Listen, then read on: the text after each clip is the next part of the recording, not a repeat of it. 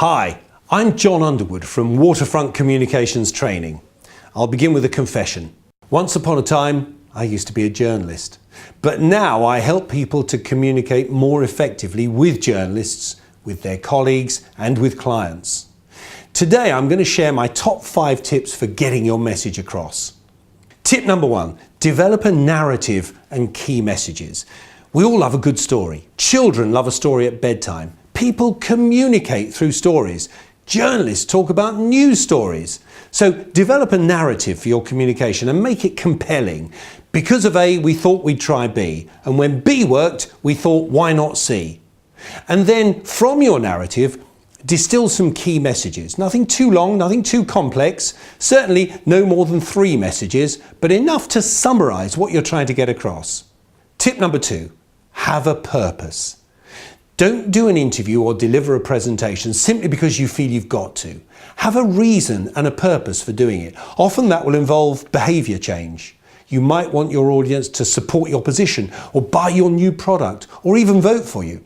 Whatever your purpose, it's important to have one. Tip number 3, be specific and say what you mean. It feels safe and easy to communicate in abstract terms, to tell your audience about processes and procedures and systems.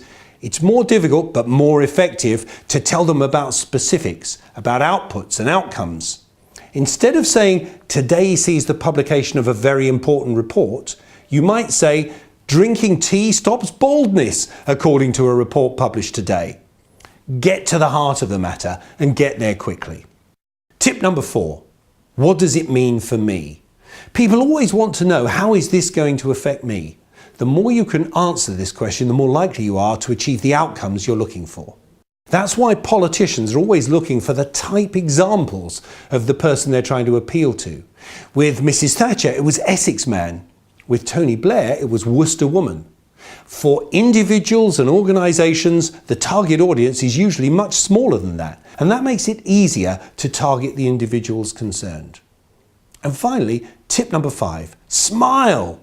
Smiling isn't about humour or jokes, it's about confidence. Of course, it's not always appropriate to smile. Some interviews and presentations are so serious that smiling would simply be wrong. But they're few and far between. Most acts of communication, even the relatively serious ones, will be better if delivered with a warm smile. I hope these few tips are helpful. Thank you for listening, and if you'd like more information on waterfront training and mentoring opportunities, please feel free to browse our website or get in touch with us directly, and we can talk about how we might be able to work together. Thank you.